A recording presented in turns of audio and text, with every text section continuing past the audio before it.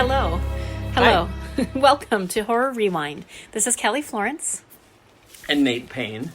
And this week we're talking about Nate's pick, Silent Hill. Silent Hill, my favorite video game series, and probably the only actually decent video game adaptation. You know, there are very few great ones. I mean, like you said, maybe this is the only one. My story with the Silent Hill video game, I wanted to play it. When did the video game come out? The first one was I know it was on PlayStation 1, and I believe it came out in 98? Okay. 97? So I wanted to play the game before the movie came out, and so I started it in 2006, and then right when I was playing it, I found out I was pregnant with Campbell. And the way that I used to play video games, I would always lay on my stomach on my bed and I would play. And so then as soon as I found out I was pregnant, I'm like, oh my God, I can't play video games anymore. I could have just sat up and played, but for some reason that was a disconnect. So I didn't ever finish the game, which is crazy. I was loving it. But then I never saw the movie because I'm like, no, I don't want to ruin the game because I want to play the game someday. And I still haven't, and now I've seen the movie, so... And I will say, though, the movie plot is quite different. Okay. The original game is really... It's very esoteric. Okay. So this movie came out in 2006. It had a budget of $50 million. It made $97 million at the box office. And it's only 29% on Rotten Tomatoes, but, throw that out the window. Tell me about your experience seeing this movie for the first time. The first time I saw it, I was extremely excited. It came at probably the peak of my obsession with Silent Hill. The first teaser trailer that came out was really, really scary. And then another trailer came out that got me really excited. And so I was really, really excited. I had a bunch of friends come. We all went to see it. And there were these two guys sitting in the same row as us, 3 chairs away, on their phones, talking the whole time. And then at the end, they were like, well, I don't understand what happened. And it just, So I went again, less than a week later and enjoyed myself a lot more. Oh, that's good. Now, typically, I feel like I usually have the opposite sort of experience on opening nights. There's usually a lot of people are really into the movie, but that would really distract me if there were people horrible. On their phones. I was irritated. And in 2006, so it's not like you're surfing the web. Yeah, exactly. What are you even doing? So the first thing that I wrote down, everything is so beautifully shot. The cinematography in this movie it's perfect. It's so visually amazing. One of the things about the movie that is definitely one of my favorite things is the cinematography, and especially the texture. I don't really know how else to put it, but it's kind of like The Witch is similar. It's every single thing visually is very carefully planned.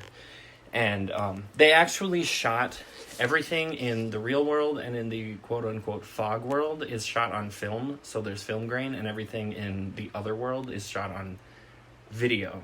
Really? Or not video, but digitally. Oh, yeah. So it's crystal clear, and I think that's really cool. Yeah, that is so there's cool. all kinds of things. And how Rose's outfit changes from scene to scene, I think. There's all these little visual things that kind of tie together.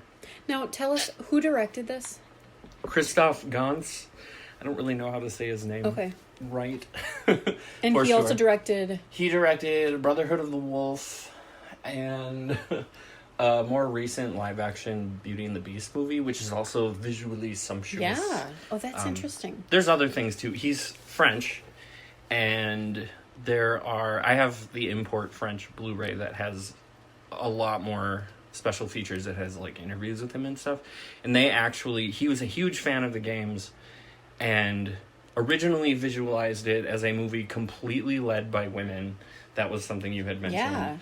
Yeah. He wanted to make it completely led by women, but then the people were like, no, we need at least some male characters. So they weren't forced in after the fact, but he was required to include that. The script is written by Roger Avery, and his dialogue is questionable at many points in the movie, I think. It didn't bother me, I guess. Fuck you stupid cop. Yeah, well, okay. Now that you mention that. I guess sometimes when all the other elements are in place, if there's It's some a little bad bit dialect, less noticeable, for it didn't sure. even bother me. We should totally watch the first 5 minutes of the sequel. Okay. Yeah, so there's a sequel, and you're saying it's not as good as this Oh, one. it's awful. Now they're going to Silent Hill because the daughter is drawing creepy things, and she's having these sleepwalking visions. Silent Hill's a ghost town. Have you ever been to a ghost town, like a real one? When we were driving through South Dakota, Yes. we kind of stopped at one. That mannequin place that you've seen. Yes. 1880s cowboy town. That's what it is. To go. I love it. If you're in South Dakota, you definitely need to stop there. It's so cheesy and wonderful. And terrifying. Yeah. It's rotting mannequins dressed like Abe Lincoln with sunglasses. I think ghost towns are fascinating, and they're so the idea of them is so creepy, and why they've been abandoned.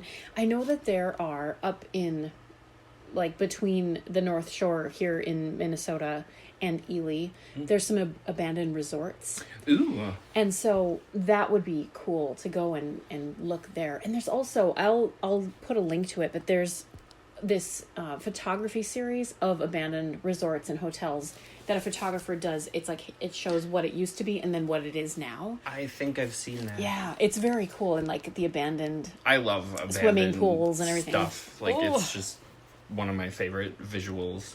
Yes, we have an abandoned. It used to be a tuberculosis ward near here. What do they call it? It's a sanatorium. Sorry. Yeah. But they're going to be doing some creepy overnight tours. They did a Ghost Adventures episode. Yes, they did. Was amazing. It's called Nopaming, so Nopaming, we'll also link to that. If my child drew anything creepy, I would be really freaked out.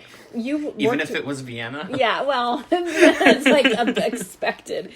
But if you've worked with kids for many years, have you ever seen anything creepy emerge from drawings or anything? I've seen a lot of hilarious drawings. Really, really hilarious drawings. And I've heard kids say creepy things, but I don't think I've ever seen them really draw anything particularly terrifying. I always think of that one that the kid drew their mom giving a shovel, or trying to sell a shovel, but it looks like she's stripping. Oh yeah, and everybody's giving her But those kind of pictures are common. Yeah. The misunderstandings. Everything visually, again, the signs for the town, the ash falling, everything is so perfectly done. And you were saying it looks a lot like the game with shots and they things. copied a lot of them exactly out of the game, which I thought was cool. The game, sorry, my Minnesota accent's coming out. Every monster in the series represents something psychological. One thing about the movie I was kind of disappointed about initially is that they kind of ignore that in the movie. I feel like the monsters mostly are just there to be monsters, where in the games, the second game is about a man whose wife died, and he is in kind of a nightmare related to her suffering, and so the creature that looked like it was all tied up walking around, that's in the game symbolizing the being trapped. And Pyramid Head especially is only in Silent Hill 2, and he actually represents the guilt of the main character around his wife being ill and how he's dealing with it and everything. So there's this psychological aspect that was, I feel, kind of missing from the movie, and I guess that would be my one big complaint regarding it in relation to how it was adapted. Otherwise, I find it to be a really great movie on its own. Oh, that's cool. Now tell us about how they did these monsters. You mentioned that they had some dancers instead of just regular actors. The majority of the monsters are practical. Well, all of the monsters are practical. A lot of them are CG, enhanced, which I actually think was a mistake in that first scene with all the little people. Anyway, each monster is played by a dancer. The one that played the little short burning creatures was this little lady from China who there's footage in the making of stuff. It's just amazing to watch her work. And the lying figure, which is the trapped in its body one, was played by a hip hop dancer. The nurses were all strippers, or burlesque. Some were burlesque, some were strippers. They're all, I believe, French. And the pyramid head and the janitor creature were both played by the same guy. That is so cool. Mm-hmm. I love it. And he was, I think, the, quote unquote choreographer. Okay. I've got a couple side notes here. First of all, I love how many women there are in this movie. It definitely passes the Bechdel test. Yes, I was going to note that. And then also, I love when if a female protagonist doesn't have this long flowing hair that's perfect throughout the whole movie. Yeah. She has shorter hair, and Laurie Holden, who's the cop, she has very short hair, and it actually gets dirty and mussed, and she's covered in dirt and blood. And I love that. I feel like it's more realistic. I mean, as realistic as you're going to be in this sort of situation. This daughter is having a problem with sleepwalking. Have you been a sleepwalker ever? Do you know anybody? My brother sleepwalked a lot when I was younger.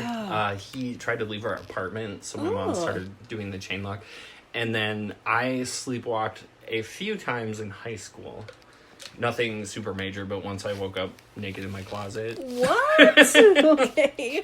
That is fascinating. So, I think I probably sleptwalked a couple times when I was younger, but nothing weird. I'd get up and eat a snack or something. Yeah. There are those night eaters, though, that don't remember eating at night. When I was growing up, my friend Gary got up and tried to make a cake in his sleep and just threw all the ingredients in a bowl, and there was flour everywhere. And yeah.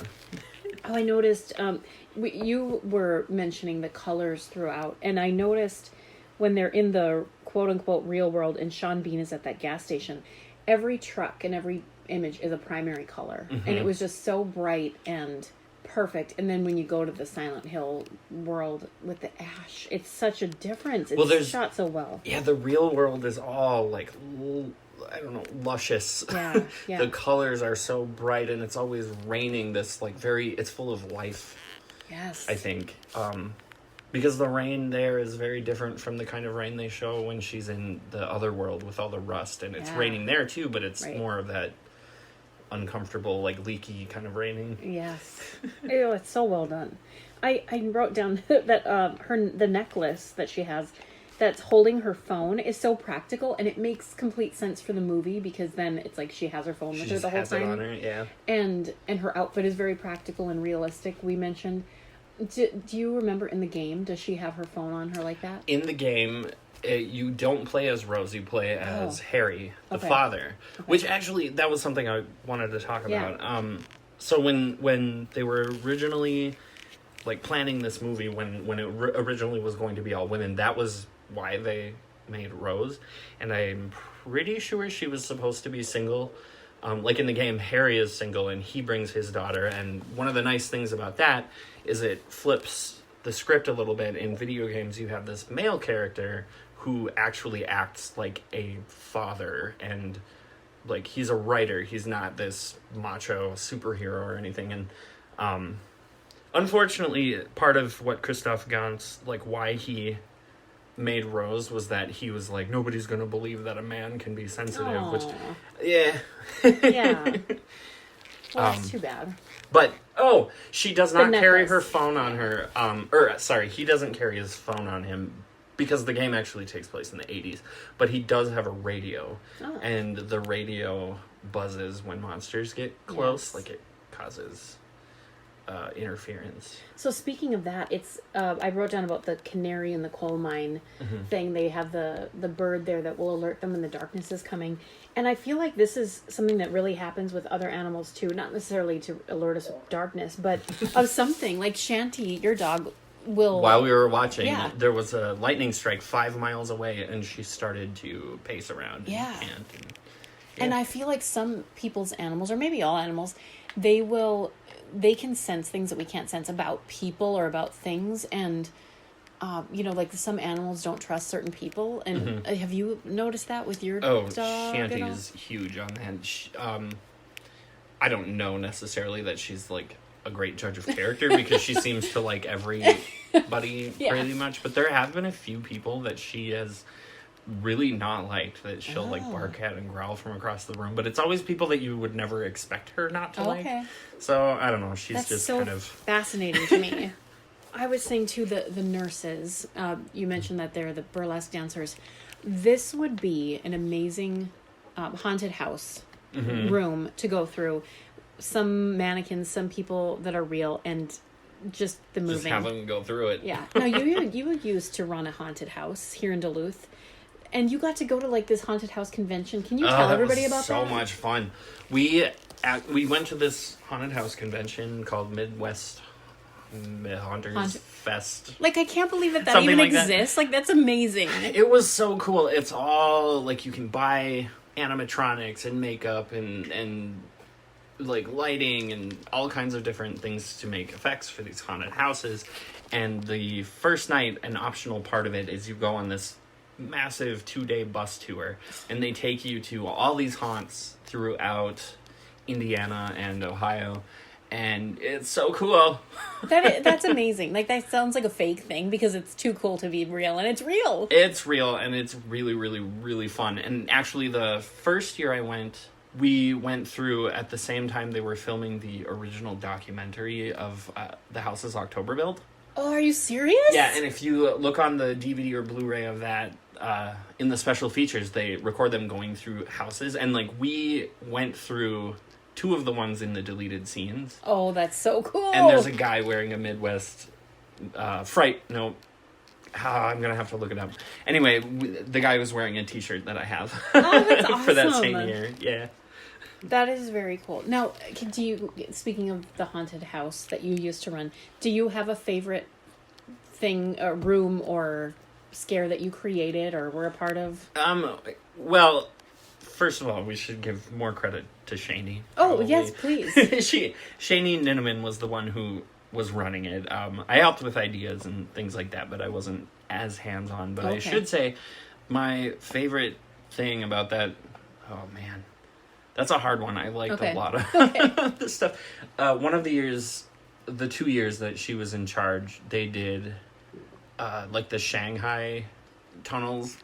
I don't know what it's called. Okay. But that was terrifying. I went through with Jansen, my husband, and we like ran through it screaming the whole time. It was one of the few. I'm never scared of those things, but that year freaked me out. Oh, that's cool.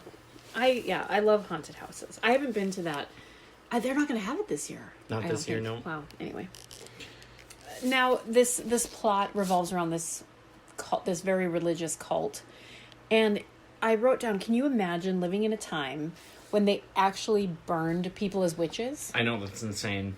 Like, that actually happened. I know, watching this movie, I think, really kind of puts that in perspective.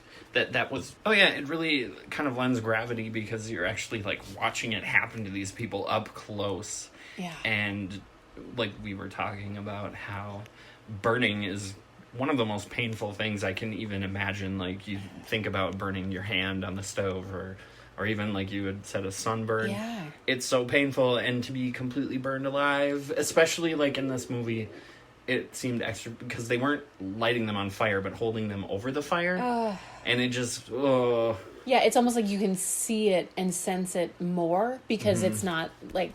It's not just being like, hidden by we're the on flames. fire. Yeah. Right, it's all there right in front of you, and they all look like burned up hot dogs, and it's just, it's painful. It's graphic and really horrifying.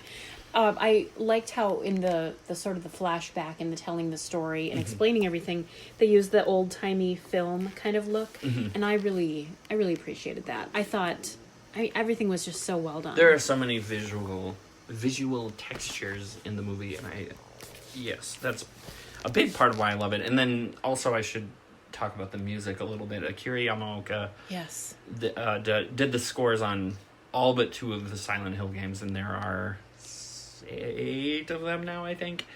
And wait, it doesn't matter.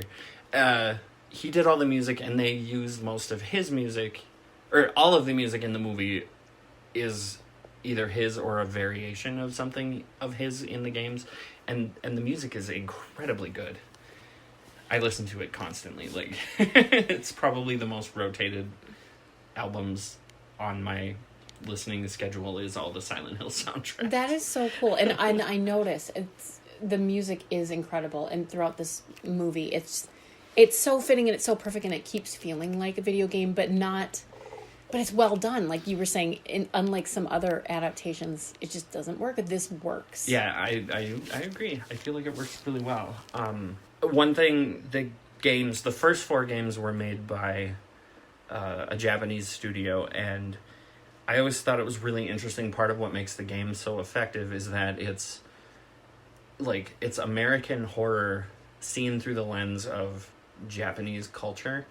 And so the way things like religion and witchcraft and demons and all of that, the way that is presented is very different from maybe how we would see it typically presented. Yeah. And then the movie is like a French interpretation of that. Yeah. And so you get this really interesting kind of dynamic between cultures that I think is subtle, but I think if you know that it is fairly clear. Yeah, it works, and it doesn't feel typical. Yeah. You know? Right. It feels very, it's like discomforting to just the fact that it's so different from other horror.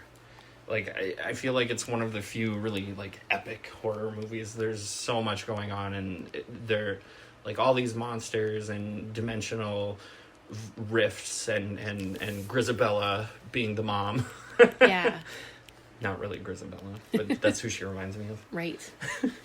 Now, Pyramid Head, is that his official name? Sure. Yes. I was mentioning I saw a cosplay last year at Crypticon in Minneapolis, and you built a cosplay for this. What did you build it for? I made it because I wanted to, I guess. I used it as a Halloween costume once. I almost won, but I didn't because it wasn't like sexy Pyramid Head. It was just regular. But yeah, I made it. That's cool. And it was pretty awesome. We had it on a mannequin in my mom's video game store for the whole time it was open. That's amazing. Yeah, people would come and take pictures with him, and it was fun. That is so cool. I even had these boots that had like 8-inch soles, so I was like super tall in it. It was awesome. Oh, that's awesome. Now, the burning scene reminded me of Game of Thrones. I was thinking of Daenerys and how she can't get burned. She emerges. But then you mentioned Jon Snow is in the sequel. Yep, Sean Bean and Jon Snow both. That is so funny. Now, we touched on the sequel not being great, but do you want to tell the audience a little bit more about it if they haven't seen it? Sure. It is based on the third game, which is a direct sequel to the first. The second one is kind of an unrelated story within the same town. So the third game and the second movie are both about the little girl, Sharon in the movie, growing up, and she's living with her father. They both changed their names to Heather, and Harry is the dad now. And she is now feeling called. She's being pulled back to Silent Hill, and Is it the same actress? No. Okay. There's a flashback to scenes immediately after the first movie, and that is also a different actress. Oh, okay. Sean Bean is in it. He plays the dad and is not... I mean, he's fine, but the script is bad. Everything about it is bad. They tried too hard to stay close. Well, their interpretation of how the storyline was, I don't know. It feels like it's aimed to a teenager audience versus the audience for the first movie, even. Okay. Did they not have the same actress because she was older then, or did she not sign on? Do you know the story? They just didn't. Okay. I don't know.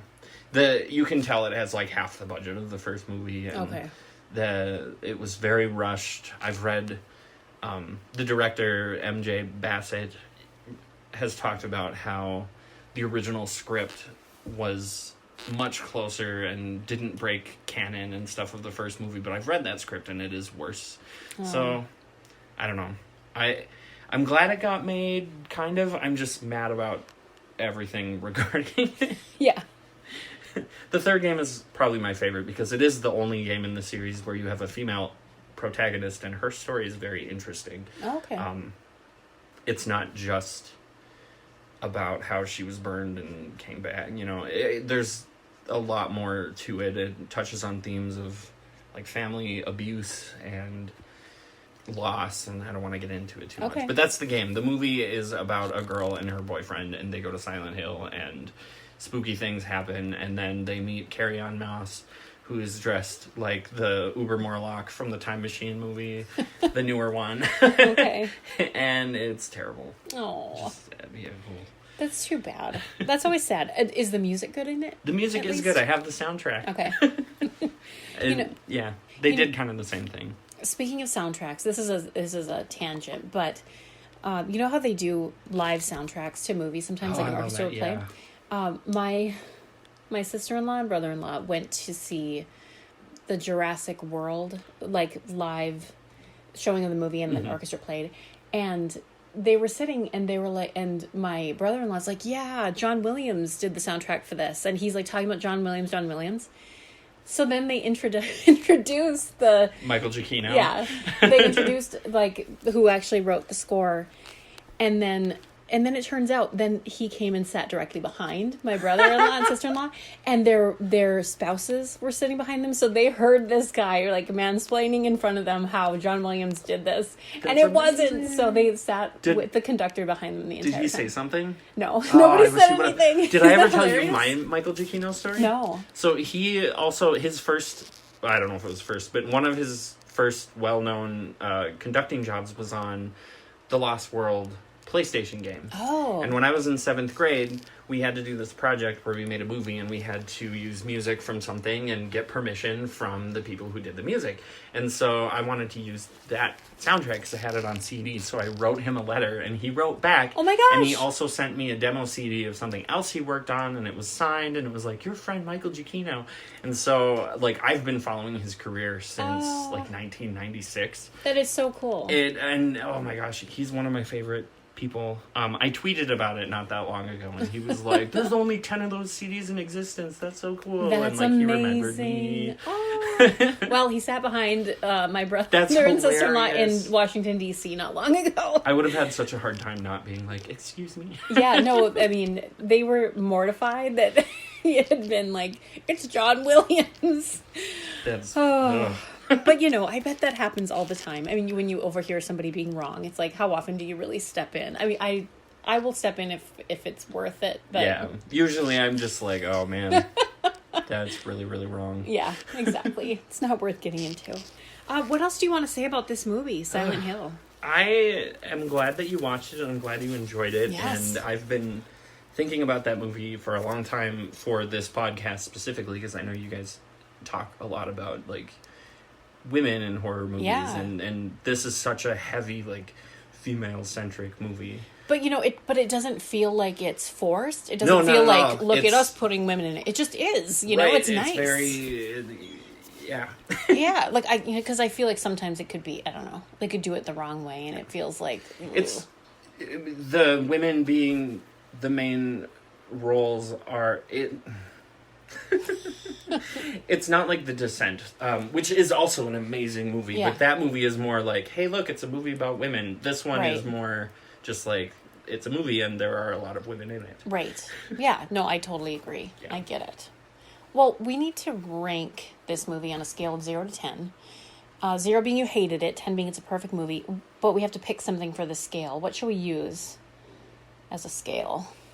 Different colored outfits. Yeah, because her outfit changes colors, and I love it. Okay, so out of 0 to 10, different colored outfits, how many do you give Silent Hill? You go first. I'm going to give it an 8. I think I think it was really solid, and I was blown away by the visuals. I was surprised by the number of women, and there were, even the nurses, even though they're sexy and apparently they are burlesque dancers, I still never felt like anything was like overtly sexual or exploitative or anything. There was the ripping of the yeah. But but even that, wire. Yeah.